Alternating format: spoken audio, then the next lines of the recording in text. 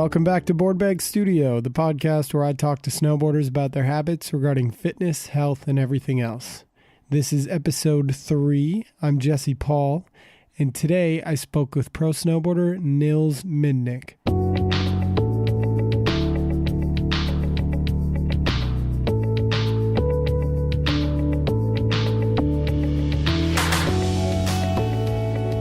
For this episode of the podcast, I sat down with Nils in Ted Borland's spare bedroom, and we were surrounded by a lot of technology, and I kind of had some trouble getting my microphone to work properly. There might be a tiny bit of interference if you're listening with headphones. I apologize. I don't think it's enough to really cause too much irritation, but I figured I'd let you know. Also, I'm recording this intro when I have a really bad cold, so sorry if I sound a little bit stuffed up. On the plus side, I can have a really deep voice. Like this. And now, without further ado, Nils Mindnich. Okay, I'm sorry about that. That was horrible. Let me roast myself a little bit here. I say yeah a lot in the podcast. Yeah. I'm sorry. Like I said, still working on doing this thing. I'll try to keep my interjections minimal from now on. Also, this is the 3rd episode, and I've mentioned my experience with rock climbing all 3 times. I know it's not that exciting, and you guys are probably sick of hearing it, so I apologize for that. I'll try to keep that at bay from now on, unless somebody really is curious about it or I have some different way of bringing it up. On the other hand, you might actually want to hear about rock climbing from Nils because he's really good at it and he spends a lot of time training his body and rock climbing during the summer. He told me all about the routine that he has to work out and his time management routine in general. He told me about school, which he's in his final semester of college right now. And yes, it's possible to pursue snowboarding and college at the same time. I did the same thing. I graduated in 2015. So congrats to him and big ups to anybody out there who is either pursuing a degree or considering it. And we got into his relationship with drinking. We got into his snacking habits when he's on hill. He told me about a little warm-up game that he likes to do that I am so into. I can't wait to try it myself. Tune in. It's something about carving, and it's I think it's super cool. Kind of nerdy, but I love it. He tells me how much he loves sleep. Tells me a little bit about camping, and last but not least, he tells me the story about the picnic triathlon, which absolutely blew my mind. It's unlike any triathlon I've ever heard of, and honestly, it makes me feel like anything that I've ever done is nothing. This is a serious feat, and he told me exactly how he did it as far as training, what he brought for food, and what his head was like during the whole process. So listen on and enjoy as we hear the stories of Nils from Ted Borland's spare bedroom in Salt Lake City, Utah. Okay, Nils, welcome to the podcast. Dude, thanks for having me. Of course. So you had school this morning. Yeah, straight from class to here. I just came from a meeting with a group that we are currently making an autonomous robot. Whoa. To navigate an obstacle course. No way. Yeah. I don't even want to get into robotics, but I got to. I mean, we might have to. Yeah, I might have to. It's good things to learn, but oh, dude, it's been heinous. So what part are you working on? So initially there's 5 of us. And initially I was going to pick up responsibilities on the manufacturing side of things. So that is going to be and has been 3D modeling stuff. Cool. Making a 3D model in an AutoCAD program of the robot. What program do you use? I use SolidWorks. Nice. Yeah. I used SolidWorks a little bit when I was in school. Really? Yeah. Dang, what'd you do? I studied product design. Oh, well, okay. I studied anthropology and product design. Yeah. But I really liked product design, and I actually took a 3D modeling class where the whole thing was SolidWorks. And Whoa, damn. it was, yeah, I enjoy it. It's kind of You're fun. probably like a beast on it. I don't know about that, but I just like, I had to pick it up this semester. yeah. So that that was like my responsibility for the robot, and I didn't have to do any coding, but Yeah. it's still just turned out that now like coding has turned into part of my responsibility. Yeah. So Have you, do you have any experience with coding? no, not really. Like I use like a version of Excel more geared towards math and engineering. It's called MATLAB. And that incorporates like some basic coding. But for the most part, like not to the scale of what I like Of doing an autonomous robot. Yeah, of like what I need to like get into right now. But Yeah. luckily there's some really, really smart people in my group that can point me in the right direction once I start doing something totally wrong. Yeah. Crazy. Yeah. So what are you going to have it, what's it going to do? It is, dude, so like the professor's a total square, and he loves American Ninja Warrior, and I think he like tried to do one of the qualifier events or something. Yeah. So he made a American Ninja Warrior course for a robot. No way. Yeah, so like the robots themselves are pretty small. It's the size of like an RC car. Okay, so it is about 12 inches by 12 inches and maybe 18 inches high. And the track itself is one big U-turn. But going down one end, you have to stay like on top of this bridge thing so that like your robot can't turn off and It has to fall, know the boundaries. Yeah, fall into like the pit. Yeah. Right. And the thing's got to lift up a little wall. It has to do a pretty much like a rope swing of sorts. Whoa.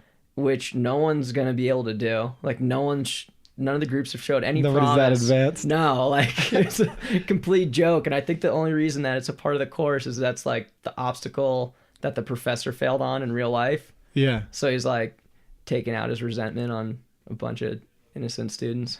Yeah. And then there's like the iconic, that huge vert wall thing, the warp wall. And the robot. Wait, what's the warp wall? The warp wall in American Ninja Warrior just looks like a huge vert ramp. And they have to like run up this quarter pipe and grab the top of the wall. Yeah. You know? Yeah. So we gotta like have this arm on the end of the robot that extends out and like sick. grabs the wall, and Crazy. it's just Well, I can imagine that swinging challenge. It's kind of like, it's almost like passing on to the next generation. Like maybe they can figure it out. Maybe they can figure it out. It's all for progress. Yeah. So I can imagine that all of them are very different. See, that's the thing is like, unfortunately, the course is really similar to last semester. Okay. And everyone kind of took notes on the robots that did good last semester. And for the most part, a majority of the robots all just have the same design as the one that won last semester. With so maybe little tweaks. Yeah, with like a few little tweaks, right? But Yeah. for the most part, it kind of took away from the surprise factor of what people would come up with, Because when the contest course first came out like a year ago, there were so many eclectic designs that people were coming up with scissor lifts to get to the top of like the wall, but now everybody has a single arm that rotates and can extend the length and then pull the robot up. So it kind of, I don't know, it's cool because I've had to do a lot of stuff outside of just learning theory in class, like 3D modeling and 3D printing, and like done some like, I had to water jet a set of gears for one of the motors to like rotate an arm, and it's kind of nice to like apply some actual hands-on get skills. Your hands dirty a little bit. Yeah, so that's been cool. But for the most part, it's the class is like 3 classes in one, and it takes up a lot of time. Yeah, that's really cool though. I mean, when you're actually able to put that stuff to use and really build something that accomplishes something. That's awesome. Yeah, it's kind of cool to make like, make measurements and then design something, or make like even just like a simple bracket to put like a sensor on. Yeah. And then you make that in SolidWorks, and then you can upload that and print 3D it, print it. 3D print it, and it's like to the right specs and all that stuff. You're like, Yeah. oh dang, that's kind of cool. You're like, whoa, I literally just thought of this and now it exists. Yeah. Like, yeah. Yeah. I had a class that was, I think those fusion classes where they really kind of bring together all the different elements like coding and 3D printing, modeling, and also just like assembling and then putting it to action. Like, I think those are really valuable, and especially with, I don't know, it seems like the world is going in that direction where everything just needs to kind of be meshed together to find the right solutions. Oh, like I had a class, it was a toy product design class. whoa. And the class was sponsored by a playground company, and so we had to create a playground event is what it was called. So something that was mounted to a pole and was like a playground feature. And they gave us all the like the big plastic pieces and everything. They gave us the pole, and the entire semester we worked on that one thing, and we were in groups of 6, and every person in the team had a different major. And so it was like these super interdisciplinary teams. Yeah. Like my team, it was me, which I was doing product design and anthropology. There was somebody who was doing mechanical engineering. There was somebody who was a graphic designer. Yeah. There was somebody else who was doing marketing. Yeah. And then another person who was doing computer science. So it was like a really interesting, and that was how pretty much every team was like. Yeah. It was like a pretty good squad. I was gonna for sure. say, like, you guys kind of got like all the pieces you need. Yeah. But that was just really cool because it wasn't just like solving a problem. It was like, okay, we need to come up with an idea. That idea has to be good enough that the playground company likes it and wants us to continue with that. So we're kind of working with the client. And then we also have to design it. We have to build it, assemble it. And then it actually, at the end of the semester, it's a fully functional product that we actually have to present on stage in these things called presentations. We presented in front of like 300 people. And yeah, I don't know. It's just really cool. So that reminded me of that. But I know. Yeah, they push you through it. Yeah. It happens it all happens so fast. I mean, So, we have like pretty much in 2 weeks the robot has to be done. Yeah. And work and be able to do the course and like there's so much ground 2 to cover. weeks. Yeah. Wow. And I mean, we've been working on it, for just a couple 2 months. Yeah. So it seems like that might be a lot of time, but in all reality it's like to come up with a full design. It's make and custom make parts and print and then code and have everything. I can imagine you guys are just like late nights all meeting it's up. crazy. Just no time to do anything else. All the other classes kind of fall to the side. They do, they kind of do. Yeah, but I feel that. I don't know. That's cool. So how do you balance that with the rest of your life? How do you balance that with snowboarding? I guess it's not snow season yet. Yeah, it's not snow season yet. Luckily, I've been able to only go to school in the summers and falls. Okay. So that gives me a window from the middle of December until the middle of May to try get done as much as I can. And snowboarding the past few years for me as well I've had a pretty traditional take on it where I film a video part. Yeah. And that sort of, especially for backcountry filming, your window is January to April. Yeah. And it's kind of perfect. Yeah, so it's I've been in my own little fantasy world that so far it's worked out, but that's actually changing this winter because I need to go to school to take classes that are only offered only in the spring. Only in the spring. That's how they get you. Yeah. So I don't know. That's gonna be kind of nerve wracking, and I'm sort of curious how I have no idea what's gonna happen. I'm gonna be taking a full load of classes. And I'm planning on just being in Salt Lake for the winter and just trying to, I guess, be as efficient as possible when I go out riding, make the most out of when I do go and ride, maybe not as much leisure time. Yep. And trying just to even if it's just a random clip on a rail in the park, right? Or you're just going to do something. Just have results for every day that you go up. No, for sure. Because the days that I have on snow are going to be pretty limited. Yeah, I think you'd be surprised, first of all, how much opportunity you actually are going to have to snowboard and do whatever, especially living here. It's so easy. And if the city gets snow and the mountains get snow, you're going to be chilling. It's definitely scary. The same exact thing happened to me. My last semester was a spring semester because there were like 3 classes that were only offered in spring, and I held them off to the very end.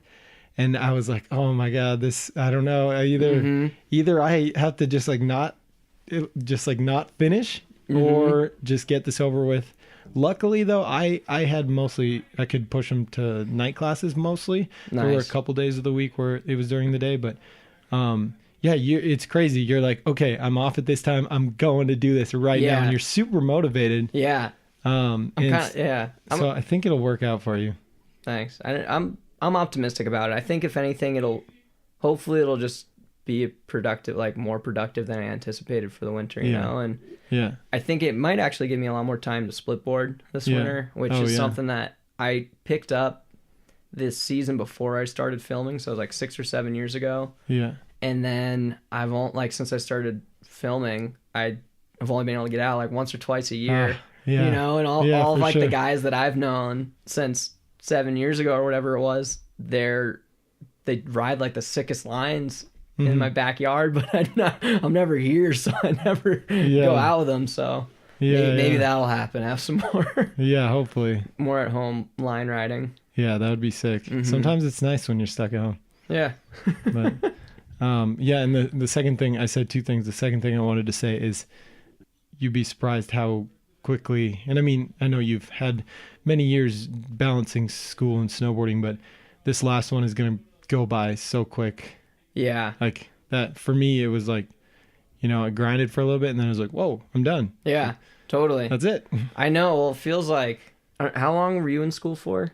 Total 6 years, but I actually, credit wise, it was exactly 4. I somehow pulled that off, but I did similar thing. Like first year was a full year, but then I did fall semesters with some summer classes and extra credits in the fall. And then that one final spring semester on my 6th year. Yeah. It's kind of funny how you just like do what you can to make it happen, you know? Yeah. It's so, I run into the conversation with like friends that I make each semester as to why I'm not going to spring.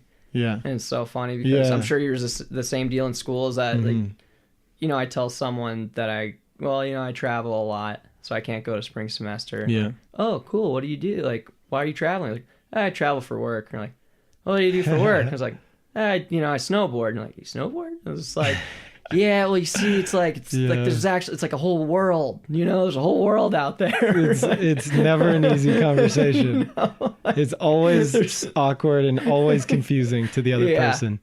Yeah. So it's interesting. Yeah. And it also, honestly, I had a hard time really, building a community and connecting with people that were in my major because I, you know, be like, oh, see ya. And then during the fall, it'd be like really cool. And I'd be hanging out with them and stuff like that. But then, you know, obviously we've got a whole other world of friends and people that it's like, okay. It's like, it's double life. Totally. It's 2 really different things. Yeah. Very contrasting. Yeah. So do you have a morning routine? Morning routine in school or in snowboarding? In school or snowboarding. This fall I actually had a pretty good morning routine of like I was waking up I think at like 5:20. Ooh. Like 4 days a week, and my girlfriend and I would go to the climbing gym. Nice. And would just like hammer out a circuit, like a exercise circuit or something over the course of like hour and a half, you know. And that went on for like not climbing, like doing, so not even climbing, just doing like, for me, I mean, like I'm been really into climbing the past few years. Yeah. Or not the past few years, since high school. And I've kind of been doing more like climbing specific exercises just to like get better in that regard, you know. Yeah. But it's just, do you notice results? Yeah, totally. That's I awesome. started noticing it over the summer, but I was also just able to climb a lot more over the summer, and then like the whole goal for this fall, because like, I mean, dude, I'm spending like 50 to 60 hours a week at school, and then like, so for the most part, I'd wake up at like 5:20, I'd go to the gym, we'd get home, cook, eat breakfast, go to school from 9 until 9. Yeah. Come home, go to bed, wake up, like do it again. You know, like I was just in that. Jeez. I was in that like tunnel vision, for 2 months or so. For sure. And it actually worked out really well because like my girlfriend was really into doing that and she's super motivated. She kind of got more into climbing this past year. Because, well, she started dating me, so she didn't have an option. That's awesome. She had to pick up a winter sport and start climbing. Yeah. But she's a morning person, so like was easy to make that transition. And she was actually kind of doing like a school program as well that was taking up a bunch of her time. So it's, it's just like when you're busy, you can like, I guess, wake up a few hours earlier. Yeah. And in all reality, like you can work out for 40 minutes or like an hour and a half and you can kick your ass in an hour and a half. Oh, dude. I've always been, yeah, seriously. It's like 30 minutes if you're doing it right. Oh, totally. Yeah. Yeah. But I've always been a fan of having some sort of schedule, especially in the off season, because otherwise I just become a wet blanket. Like if I don't have to wake up somewhat early. Totally. I kind of don't. I just like kind of sleep in and then I'll wake up and like do my day and I'll go skate or something. But I am way more tempted to just kind of sit around and not do that much. But if it's like, all right, I worked at a coffee shop over the summer. It's like, okay, I got to be at the coffee shop at 7. Then it's like, okay, what can I do? I want to squeeze something in before that because then I have something going on later, and you end up you're able to accomplish more, even though there's that one thing. For sure. Which I think that's what. When I was doing the spring semester, it was kind of like that.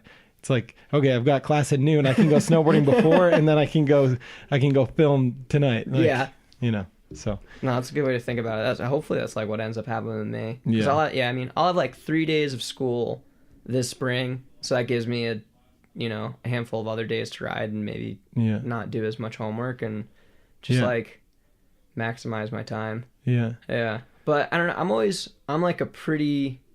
I'm a pretty regimented person, or like really practical approach to a lot of things, especially like my habits in life. So like, while I'm in school is like all in, like it's my 100% priority. So there's not much that I let get in the way. And then for the snowboarding season, like I'll finish a semester and I know that I got a definitive amount of time for snowboarding. Yeah. And snowboarding's the 100% commitment. And it's like, you sort of just know what you're signing up for. And it might, like, right now I'm really burnt out on school. I was actually just going to ask, like, do you get burnt out? When you're doing 100% anything, you can only do it for so long. You get I don't know, I'm so over it. Like I had an exam this morning, and then I, meet with like a robot group. I have 2 more quizzes every Friday as well. And then I have another exam on Monday, and it's like, I don't care anymore. Like, I got like 4 weeks left. Like, I want a break. Dude, you're so close. I know. Those last couple of weeks, man. Yeah. But I mean, it's the same thing too with snowboarding. And snowboarding, you go gung ho, and like May rolls around and I'm like, all right, I'm ready to like pack my sled up for the season and not ride for like at least a couple months. And it's one of the it's kind of a strange blessing because then you can really go all in during those months. Yeah. And then you can back off a little bit and have a break. Yeah. But I actually want to go back to something that you were talking about, doing your training for the climbing, and you said you noticed results. Yeah. What are some of the things that you were doing, first of all, and second of all, do you ever approach snowboarding in that way? Yeah, I mean the two. It's funny because there's like a physical aspect in climbing that sort of stays in climbing, like my approach to climbing, and that's things like a regimented gym schedule for like targeting certain areas that like I want 4 to days a improve week, on. 3 days a week. Yeah, like if I can, I'll climb like 4 days, 5 days a week. Damn. And then if anything, that'll be like over the summer. I had a pretty good schedule of trying to run, a little bit. Cool. And like I'm just naturally I'm like a stocky, muscular person. I'm not like that lean and not built for running or anything. Yeah, so dude. It's a heavy-footed process. It is. to begin. My physical therapist, when I started running after my leg injury, he was like, you run so weird. Like your hips are all over the place. And he's like, oh, it's probably because you're a snowboarder. Yeah. I was like, yeah. He's like, usually I'm used to working with like basketball players. And other athletes. He's like, he was like laughing at me. Oh, totally. Well, that's like my girlfriend. Like we'd go out trail running, and she'd pretty much pace me for a little bit and then would go ahead and run ahead and then come back and like check in on me more or less. Cause like same deal. Like she played basketball in high school and then after college got into distance running and stuff. And like she knows how to run and I just have no clue what I'm doing out there. I'm just like, all right, man. So do you prefer the cardio or do you like the training stuff you do in the gym? And actually, I guess are you lifting weights? Are you doing that? I mean, I'm like all over the place. Yeah. So for the most part, everything kind of breaks down to a circuit for me. As it like over when I was doing all that like early morning stuff, which for the record, I've kind of fallen off the wagon for about 2 weeks because again, my girlfriend got a puppy. Oh. And like there you go. The puppy's kind of like ready to start its day at 1 a.m. and that sort of like interferes with when you're trying to wake up at 5:30 or whatever it is, like but yeah, I do some weight stuff. I'm starting to do some more weight stuff because like climbing, you work a really like select group of muscles and it's all, I guess the way to describe it is like all compression based. So you look at someone that's climbed for a really long time and their shoulders will be sort of hunched over, right? Because it's as if they're never doing any external movements. It'd be the same deal as like if you were snowboarding a lot or like ski racers working out, but then not working out like your hamstrings, you know? So I've been trying. Yeah, like it's imbalanced. Yeah, so I actually listened to Alex Honnold on Joe Rogan's podcast, and he says that he just does anything that he's pushing because otherwise he'd be only pulling and his body would be out of whack. So I do like half of my stuff's probably that it's all like external shoulder stuff. Okay. And then the rest of it was like core. Yeah. And like I just had this core circuit that I did that would take me like it was just like a half hour. And it took forever and it like kicks your ass, but it's I don't know, it's like what it took. Yeah. Do you mind breaking down kind of some of the exercises specifically? Yeah. Yeah. Let's, I'll pull out my phone. I got it written down for you. Oh, sick. Yeah. Perfect. So we can see what we get into. Yeah. So this was a pretty core intensive circuit that I would do. And let's see. So I'd warm up on erg, which is like the rowing machine. Okay. Yeah. And so I do like 2,000 meters on that. Okay. And it takes like, it takes like 8 minutes, 10 minutes or something. And then I had this thing that you'd hang straight from a pull-up bar. So I would hang straight from a pull-up bar and I would lift my legs straight in front of me 4 times. I would do what's called a windshield, which is where you pull your knees up and wipe them like a windshield. Yep. And you do 8 of those. And then you pull your knees to your chest another 4 times. And then you kick your feet up to your hands on the bar another 4 times. Wow. And that was 1 set. Wow, dude. And then that's making my abs sore right now listening. So that's the first ab workout. Yeah. And then you would go into mountain climbers, which is like a push-up position. And then you would sort of start bringing your knees up towards your elbows. So it looks like you're walking on the ground almost. Okay. Right? You're in like a marching position. Kind of like crawling? No, so you stay in a push-up position, right? And then you would... Oh, and you just bring your knee to your chest. And then you put it back down. And put it back down. Bring your other knee to your chest, right? So like it almost looks like you're just like marching in place. Okay. So you do 100 of those. 100. Wow. And then I would do... I'd do a plank on my side and like dip my hip to the ground. And I'd do 25 of those on each side. And then I would sit on like a bench and you'd sit in what's the yoga position. It's called boat pose. So you just sort of like have a V. And then you do this thing that you sort of like straighten out as much as you can. Okay. So you create a really wide V, right? Oh, and then you scrunch back up and that like contraction and extension. And I do 30 of those. And And I would go through that list of things 3 times. Wow. And then for shoulders, which were also mixed in at the same time, Jeez. I would do I would like stay in a push-up position on a set of gymnastic rings, and then so your arms like you're close to the ground. Yeah, so like it's as if the gymnastic rings are almost touching the ground, right? And you're in like a bent push-up position with your arms at 90 degrees. Yeah. And then you would extend one arm out to the side and pull it back in, extend the other arm out to the side. So you create this like oscillating T to the and you're sides. just always And isometrically but yeah, you're tensing. like asymmetrically like trying to stay tense and stay in place.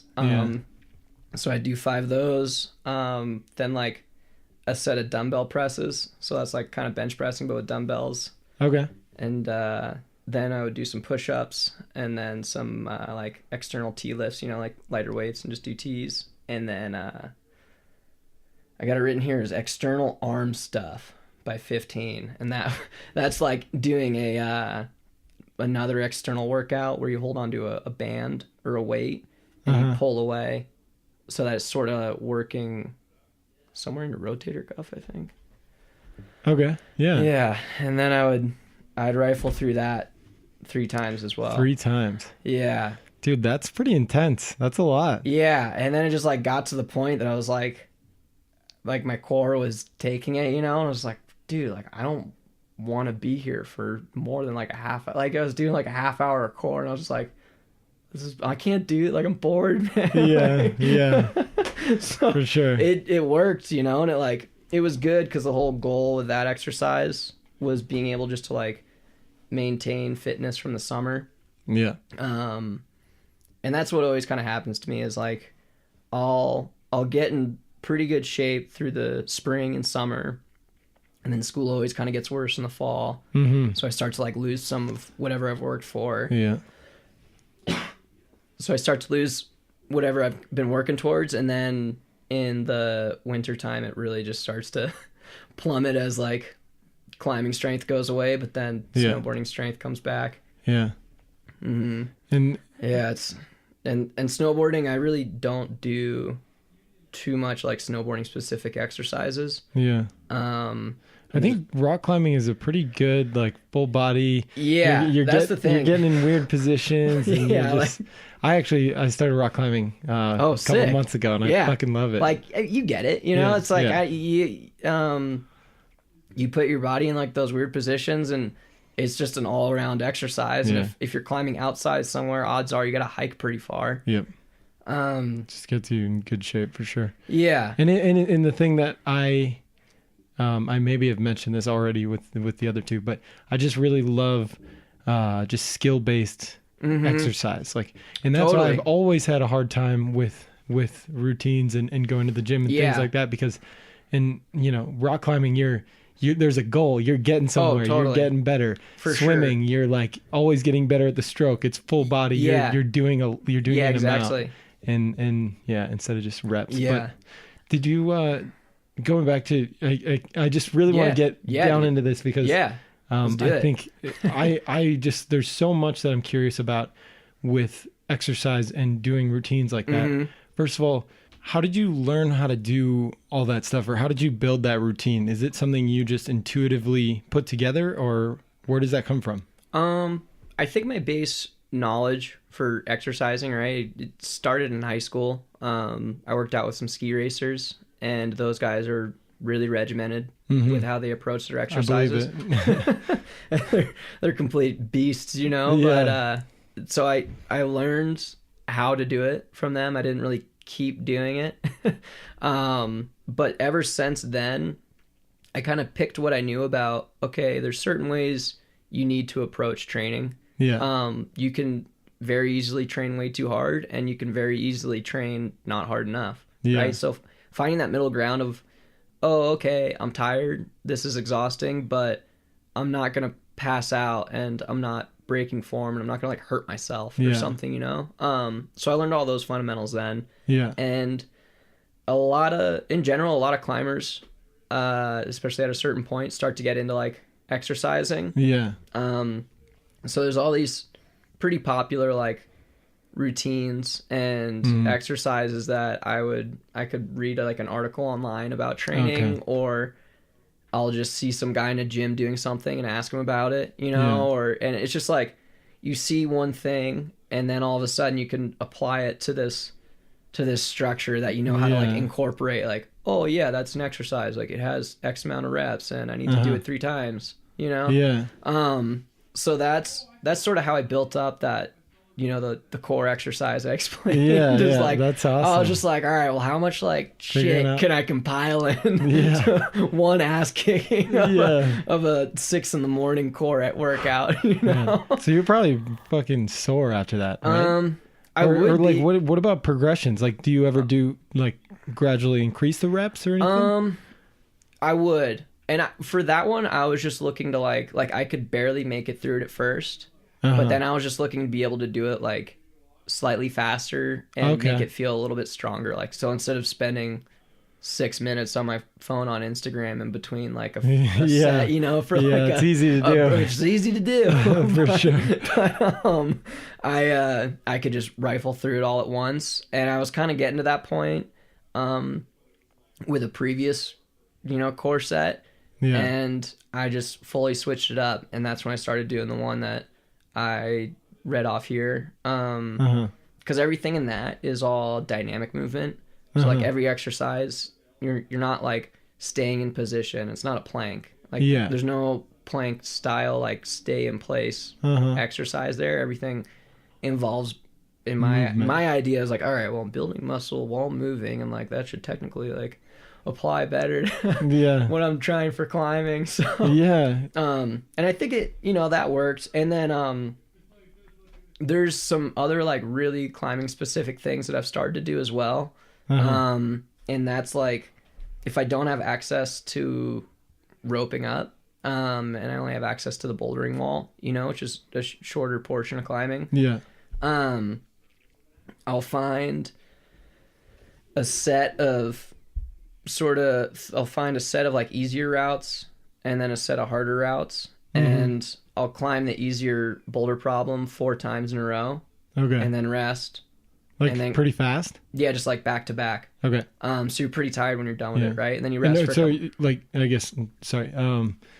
So you get to the top, and then is your gym like you go and walk down somewhere, or you get to the top, jump down, go up, jump down? Yeah, go up and jump down. Okay. Right? So you're also getting like that landing compression. Yeah, I mean, well, I'm like timid on that aspect, so I'll try down climb a little bit, you know? Okay, so I'm not like rallying off the top of the wall every time. But yeah, so I mean, this workout's called a 4x4, and pretty much you climb 4 routes, and you'll do it 4 times in a row, right? So you climb, boulder 4 things, rest a little bit, boulder another 4 things, rest a little bit, so on and so forth, 4 times in a row, and you can you kind of pyramid it so that it's a sort of easy, kind of hard, the hardest, and then sort of easy again, and that is like a pretty good like routine wall climbing. That's more of like a specific thing. And then I don't know, there's like a other things I'll do is there's actual just like an 8x8 foot board that has it's pretty cool. So it's called a moon board. And there's actually, in general, it's just called a systems board, because there's a bunch of different companies that have the same idea. And what it is that it's this 8x8 foot section of wall that has a set amount of holds on it. And there's like LEDs on all of them. And there's like stuff? LEDs on them. So you like pull up an app on your phone and you can like choose from like 1,000 different routes at whatever grade you want, you know? And it's like, that's cool. That's another like kind of fun, really immediate way to just climb a bunch. The gym I was going to had one of those, and I never had a chance to try it out, but it looked cool. Yeah, they're fun. It's sort of a sweet, like, I don't know, I was thinking about trying to make one of those, and then from like a school and engineering aspect, and then sure enough, like I went to the gym one day. Man. I went to the gym one day, and I'm like, oh man, here it is. Dude, I kind of they made it look way better than I wanted to. And so do you have any techniques for recovery or anything like that from either mostly from being sore, or maybe if you kind of tweaked something a little bit. Yeah. What do you do in those cases? Either climbing or snowboarding. Totally. I mean, it's the same deal with climbing as snowboarding. Climbing is definitely a little lower impact than snowboarding, you know? Yeah. But I'll still, like, if I'm trying as hard as I can, like, I can, like, tweak my fingers really easily. Yeah. So, especially with snowboarding, I just try stretch and foam roll a bunch, like foam roll religiously. Yeah. I travel with a lacrosse ball. Oh, nice. And for my I started doing that with a tennis ball, just throwing it in my bag and trying to use that. So like your back, but also there's this spot that this like deep tissue guy went to one time on me that was in between my hip socket and my hip bone. Okay. Right? Yeah. So it was sort of this like big chunk of flesh on the side of your hip, right? That was a pressure point to massage my lower back. Oh, interesting. So I'll lie on my side and I'll sort of go into that region, like almost like the upper side portion of like your butt cheek or something. Yeah. Right? And it's always so tender. Yeah. And I'll lie on my side and go into that with like a lacrosse ball or something, and it hurts a bunch. But like if my lower back's sore from sitting all day or riding all day, that'll help relieve it a little bit. That definitely helps relieve it a bunch. Do you ever... Sorry, go ahead. Oh, so I mean, yeah, I used to do a lot more stretching. Actually, in high school, I did a bunch of yoga. Yeah. I kind of just like lost my attention span for that a little bit more over the years. That kind of got like replaced when I discovered rock climbing, you know? Yeah, it's like, oh man, climbing is way more fun. And like, I mean, there's only so much time in the day. Yeah, exactly. And it's one of those things that definitely, you know, being people like us that, like I said, skill-based, I mean, yoga can definitely be that, but when you're really like using your body to complete something, there's some satisfaction in that. Yeah, totally. I find more drawn to than yoga, even though I feel like I should do more yoga. I know. I'm tail this time, right? I feel like you talk to everyone's like, yeah, like I like some yoga, but I just feel like I should be doing it more. Everybody. It's like everybody knows it's like on this pedestal. Like if only everybody could just do yoga, everybody would be great. But nobody seems to be able to fit it. It's just a cult, dude. We know. We're above it. It might be. So do you have a preference of foam rolling and doing any fascial massage stuff before versus after activity? Totally. So I actually used to be really adamant about stretching before going riding or something, and or before climbing. And then recently I've been hearing more and more that you're better off doing like dynamic warm up before your actual activity. So that'd be run or just like actually warm up riding. And then at the end of the day, this is probably why I don't stretch that much, because I'm always so tired at the end of the day. It's like the end of the day would be the time that, you know, watch some TV and foam roll and just like I try to like roll out my quads and my IT bands and like my calves and my shins. Even though it hurts a lot. And then just like I feel like I'm always just like needing something on my body. Like I'll be in the middle of class and I'll just start driving my thumb into my neck and like get a pressure point on my shoulder for sure activated right, and like totally releases, and I'll be in the middle of class like looking like this crazy dude taking notes with like my thumb in the side of my neck. No, for sure. That's funny. It's definitely a good habit, and it's something I've been trying to get more into. Like, and one thing I love about staying here at Ted's house is he's got a bunch of stuff out there in the living room, and we're always watching stuff on the projector, and so it's so easy to just, while everybody's chilling, just go start rolling around on the floor. Like, exactly. It's get like, some of those points and things like that. You sort of just mindlessly, I don't know, I feel like there should be, it's almost like there should be more products that are really like easy and small that you can do like while you're in class. You're just like kind of like mellow little back like massage. kneading into your back. I actually have this massager in my car that's like it uses a car outlet. Whoa. And I use it on road trips, and it's just like a little upper back massager. And it really gets my upper back tends to get pretty tight, and it really gets in there. Dang. That's sick. I love stuff like that. Anything you can kind of just help to loosen yourself up in the day.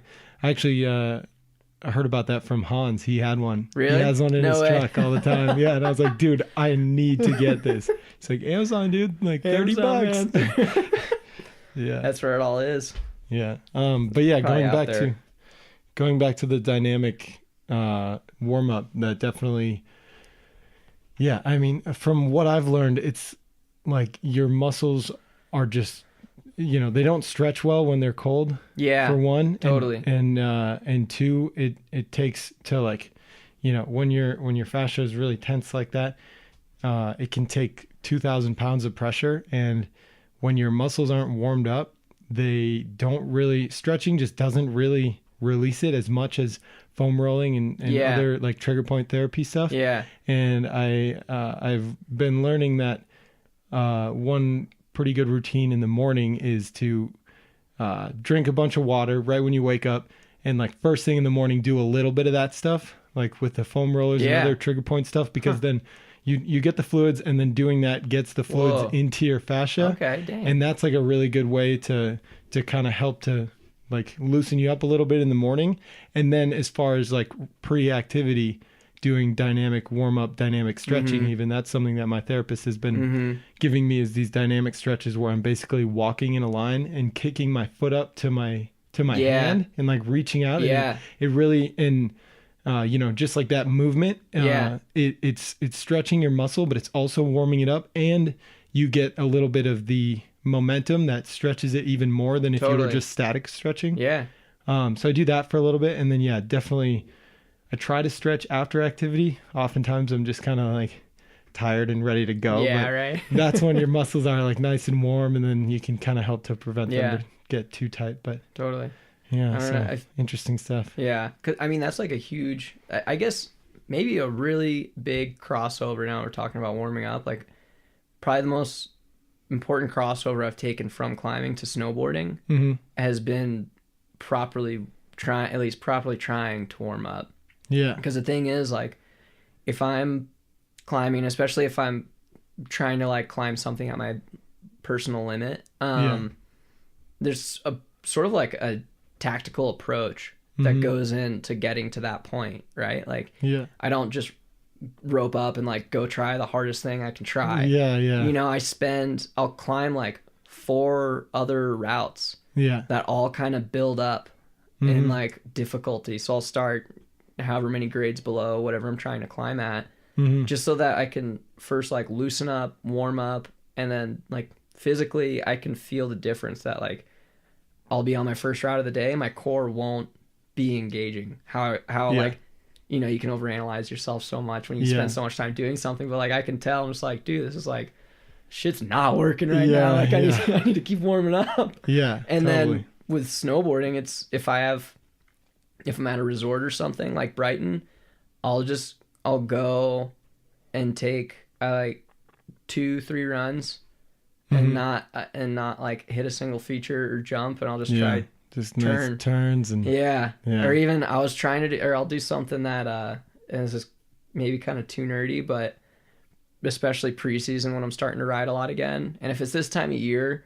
I maybe ride a couple days in the beginning of December, and then I don't really start riding that much until like the Derby, which is the middle of December. That's just like that's just the window I got. You know? Like, so when I film a video, like when I start filming for a video part or something, you're warming up. It's like day 10 on snow. Yeah, crazy.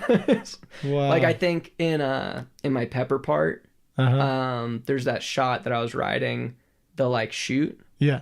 Like the tight couloir thing, and that was probably like seventh day of the season, or something. What? And I was just like, oh my like, god, all right, we're getting into it. Like, jeez, but that's insane. No, at Brighton, if I can, I'll and you should try this. It's hard, but it's really fun. Is you just try to stay on edge, on an edge for the entire run. What? So like, don't like side slip out to slow down. So you're kind of carving the entire run, Yeah. But when you get going really fast, you sort of just like stay on your toes and go straight. And then you have to like time it and sort of work with the trail. Yeah. To keep carving. And then That's like a mental warm up and a dude, physical totally, yeah, warm-up. because you have to That's like pretty cool. you're like focused on one thing for an Yeah. entire run. Yeah. And in all reality, like a run's not that long. It's like 2 Yeah. minutes, 3 minutes or something. Yeah. So that's kind of fun. And then if you're psyched on that, I'll do that switch. Yeah. And I'll like switch carve for a Dude. run, and it's like it's so like thought provoking and Yeah. like mentally just makes you connect to your snowboard. And like I don't know, I'll do that for 2 runs. I'm like, sweet, let's do this. Like Yeah. day's good to go. Like let's get going. Is this the key to winning the bank slalom? That's the key, baby. That's the Every secret. day.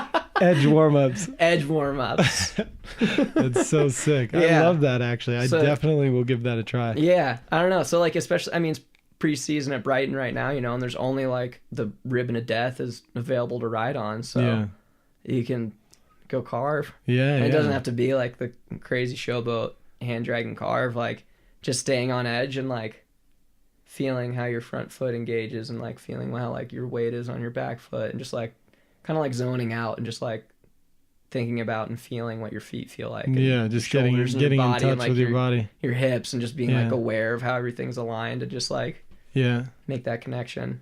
Being a pretty heavy rail rider, sometimes I catch myself just like the whole way down and just thinking about what tricks I'm going to do in the park. Not really now because it's not, I mean, it's like Yeah. a couple tiny features, but if it's like Yeah. a sick park, Dude, I'm just totally. kind of like getting to the destination. But I'm trying to be more mindful of, especially just like coming back and being back on my board. I'm so grateful to be snowboarding so well. And I'm Totally, like, yeah. I want to be more like mindful of just the whole Yeah. process of it and Yeah. like really feeling the board, feeling the turns. And so, Yeah. And I mean, I'm like, I have that same thing happen too, right? That like, I think everybody has it happen. You have it happen with a like aspect of life, right? Like, yeah. Oh, totally.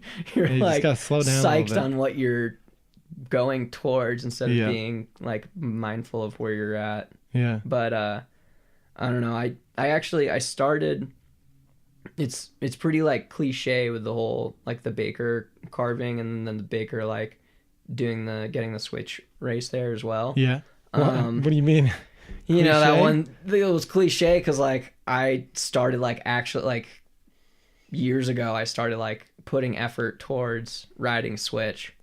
Oh, yeah. Yeah, it was just like, and it's funny because you know people obviously put in a lot of time to like learn their trick on the jump or like Yeah. pipe or rails or You're, like, whatever it is, and I was like, Spending time learning. and I was like, putting like mental effort towards trying to like reconfigure how my body would work riding Yeah. switch, you know, because like it's for some reason it feels so unnatural, Yeah. and I was like, man, like on paper. This You would should think it's just this like- should just work. Yeah, you know? like if from day one you just do that, and then you're just because I mean you have both sides of your body, you can be strong on both sides. Like, Yeah. why are you so awkward this other way? Like for some sure. reason, like you feel like you can hardly even stand riding Yeah, switch, you know, and like, so I don't know. I wanted to change that, and Yeah. as like a side product of that, it like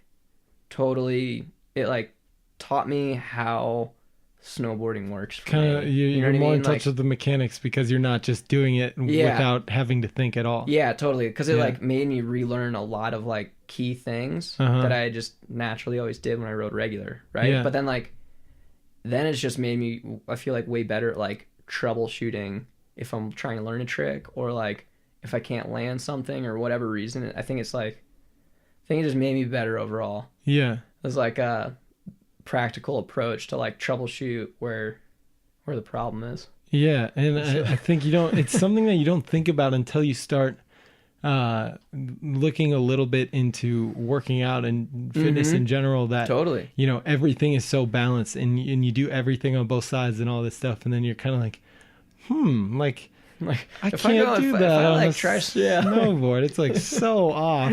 But I mean, it's not, it's not like we're, the traditional athlete who's like, this is like intro to snowboarding.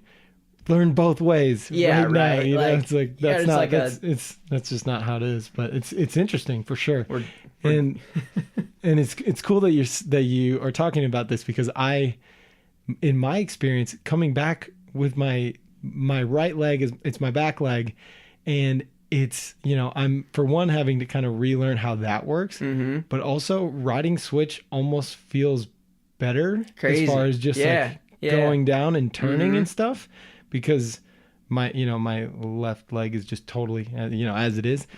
And I think it might be kind of a blessing in disguise, because I'm going to maybe become more well-rounded. Like, honestly, today I rode switch as much, if not more, than I rode regular when I was turning around. And then you get to the rails and I would go regular, but just like mobbing, I'm going switch. And I've already, like, in a couple days, I've noticed the improvement that you can make, especially when you're really trying to dig in and be like, okay, go regular, do a couple turns and try to exactly imitate that the other way.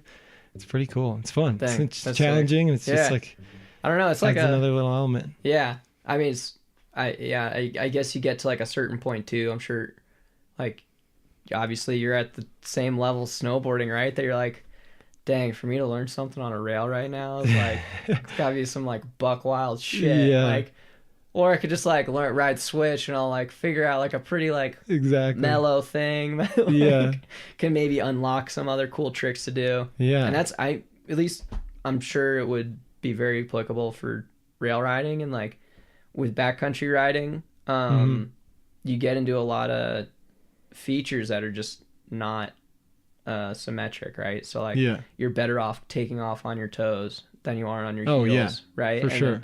And then having the availability of doing switch, of being like a symmetrical rider, or whatever you want to call it, is like, it just like has opened so many doors for me as to things I can do on other features. Yeah. So it was like, oh dang, like I can at least do more than a front three on this. I could do a switchback three if I want to. Yeah, you're less limited. It almost becomes more fun that way. It's like, I totally feel that way about riding rails too. Like filming and stuff. I'm at the point where I can, if the rail is on the left side, I'm like, okay, I'll probably just hit it switch, and exactly. Like, it just makes it almost makes it easier because then there's more things you can hit. Like if you've already got a back lip and there's something that would be a sick back lip, then it's like, okay, well I guess I'll just do a switch front board, and it's like, exactly. Then you can hit that feature. That's why it's the tactical approach to the video part. Oh yeah, there we go. We're breaking it down. Oh man.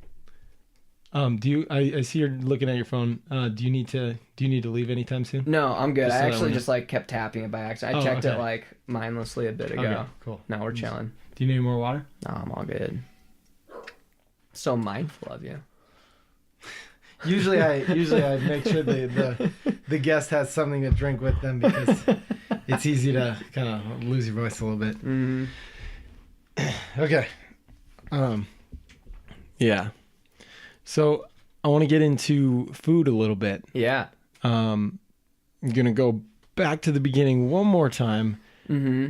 On those early mornings that you would get up, go straight to the gym, you'd come back and then eat. So you don't have you don't have anything, you're fasted at that point when you're working out in the morning. Or do you have coffee maybe? I'll go coffee and like maybe a banana. Okay. So yeah, that's kind of just like fasting in the morning. And then food, I'm not a health nut. Yeah. Putting that out there. All right. Good to know. Anyone that knows me. But like, it's all good. I feel like I don't eat like a piece of shit. Yeah.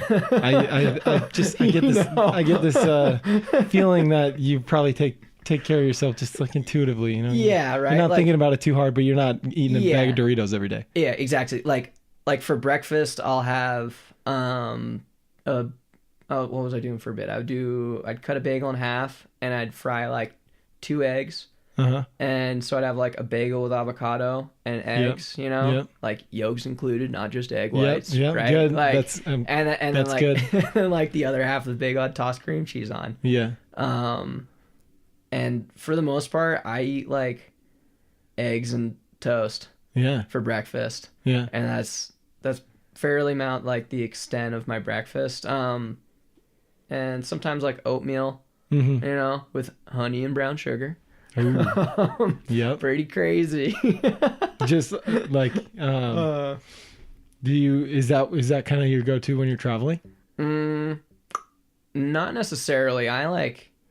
Luckily for me, I don't have like allergies or again like a set diet or anything. Yeah. So when I'm traveling, like if I'm in Japan, You're I doing could just like eat the craziest shit. Yeah. And as long as I have like rice, you know, which is there's plenty of there, Yeah. or like rice and dried fish, right? I could eat that for a while. Mm-hmm. Or in Europe, I could eat bread, meat, and cheese every day Mm-hmm. if I had to. Yeah.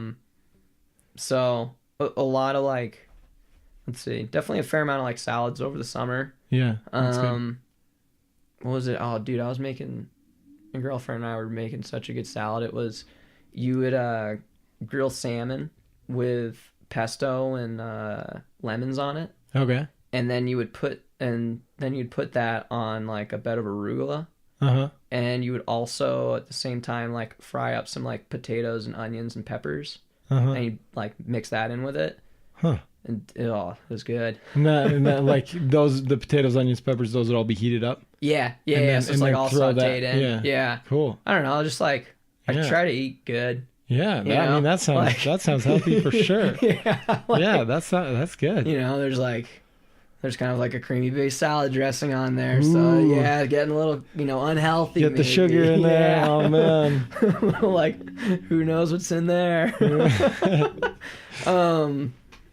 Bunch of, it's like normal good food, I guess. Yeah. Any go-to snacks? Go-to snacks. I like Or you when not? Sorry. Go ahead. I'll eat like mixed nuts. I really don't snack too much. Mm-hmm. I eat like 3 big meals. Mm-hmm. At least I try to. Yeah. So how do you do that on a day of Brighton or something? I always have trouble with that. Day of Or Brighton, riding anywhere. I do snack. I run like I'll toss like 2 or 3 Cliff Bars in my jacket, and because I mean like I'm not gonna like if I stop to eat lunch, I'm done for the day. Yeah, it's so hard to do that. And then at a resort, dude, what's your options? You're gonna get like a burger, and a beer. Like you're not going riding after that. You're done. No, dude. Yeah, at least not. That's not for me. Or like when people are riding up in the morning, they got a little thing of whiskey. You want some? I'm like, I'm good, dude. Like I'm kind of just like trying to snowboard. Like not really. I don't know. Yeah. So yeah, I'm not sure. I guess to me it doesn't seem like that special of a diet, but yeah, no, I mean I'm not. It's all good. I'm just curious. Yeah, totally. Because that's something that I always try to figure out some kind of solution because I get hungry during the day. Totally. And ideally, I like to eat breakfast, lunch, and dinner. Yeah. And when you're snowboarding anywhere, really, lunch is always hard. Dude, it's always a struggle. And so I'm always like trying to figure out, I do Cliff Bars a lot. Sometimes I do like a little bag of nuts in my pocket. Sometimes I'll do a banana, but that's a little risky on the body. Oh, dude, I was getting going. We were going to filming in Jackson one day. Yeah. This is a couple years ago. And you wake up at like 5:30 and obviously you're still like asleep, but you start your day, right? And I like ate something for breakfast, I think like some yogurt. And I remembered grabbing a banana and then I lost it. I thought I put it down somewhere. So I grabbed another one, ate that on the drive to the sled zone. Yeah. Load everything, like get all my gear, like I have my gear already on, right? Yeah. And like start my sled like we sled 15 miles out to the zone and then we start building this jump and I unzipper my jacket. And like I put my banana in the jacket sleeve and I like had banana just exploded everywhere. It was like rubbed into my like avalanche beacon and like it was like a mesh pocket too, like a really fine mesh, so it was just like smeared in between like the mesh and like dude, it was terrible. That is hilarious. So, there's always a struggle, man. Yeah. The banana's a risky move. It really is. I like, I guess a couple just like power bars. Yeah. And then lunch after. And then try eat pretty soon after that and have like an early dinner. Mm-hmm. If I'm out sledding, filming, I bring like a jet boil, so one of those little camping stoves. Yeah. And a can of soup. Nice. Yeah. And like, I don't know. I mean, you always feel like you're on a time crunch during the backcountry filming, but like in all reality, you can take 15 minutes to turn a stove on and have like hot water and hot soup. And like, I'll bring out like tea. I just put like a bunch of shit in a bag on my snowmobile, Nice. Like there's just a dedicated like comfort food spot. Oh, that's great. Yeah. Cup of tea on like Oh, hanging yeah. out in the Totally. backcountry Oh, I bring, sounds like, amazing. Tea every time. Yeah. You know, What kind some of tea? soup. Bengal spice. Bengal spice. Yeah. That's your go-to. That was kind of the go-to this past winters. Nice. Does that? I'm not super familiar. Is that That's like an kinda herbal like- tea or does it have caffeine? No, it's not caffeinated. I'd say like the same category as like a spicier herbal tea. Okay. So not like a green tea, but maybe Yeah. like a chamomile Yeah. would be the way to describe it. So like Okay. if you had a sore throat, Yeah. or if you had a Sounds nice. cold, or if you were just cold, Yep.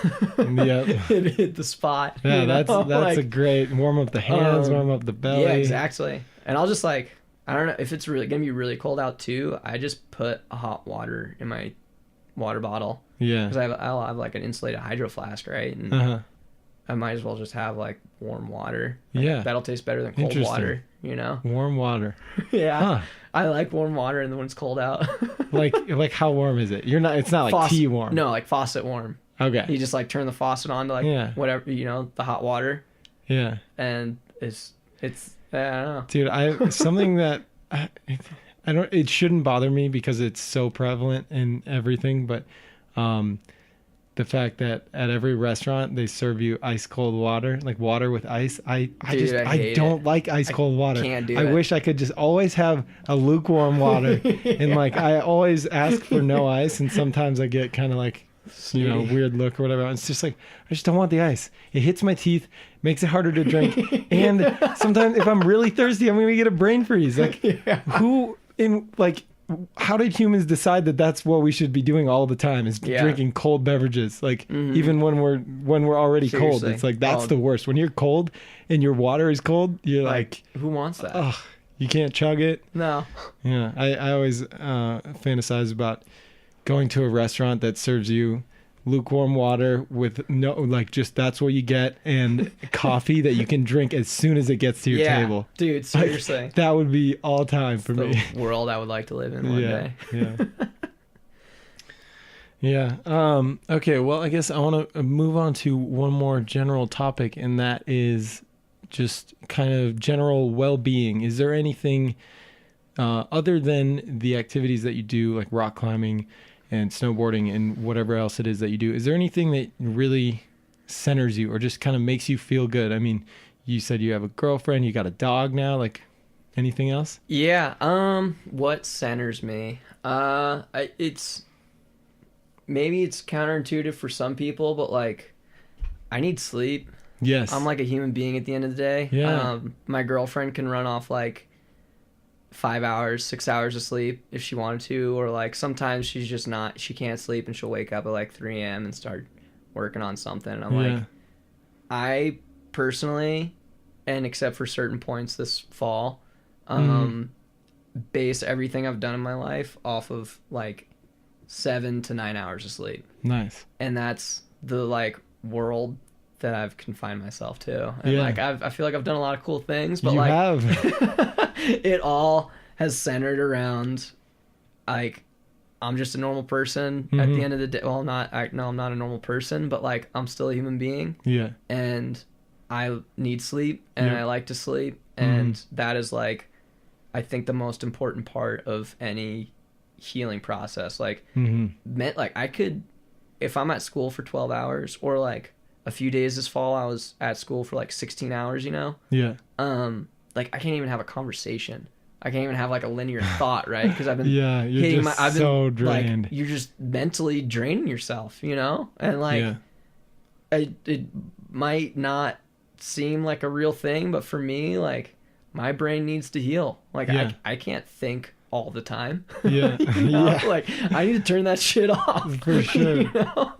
Yeah, I think we could all value sleep more, and that's actually the two things that are like the top things of just getting healthier and getting your life together as far from the world of health and fitness. Is like get a good sleep schedule and start eating okay. Like those are the two major things to feeling like a good human being and like accomplishing things and and like going through life well. And I've been trying to develop a better relationship with sleep.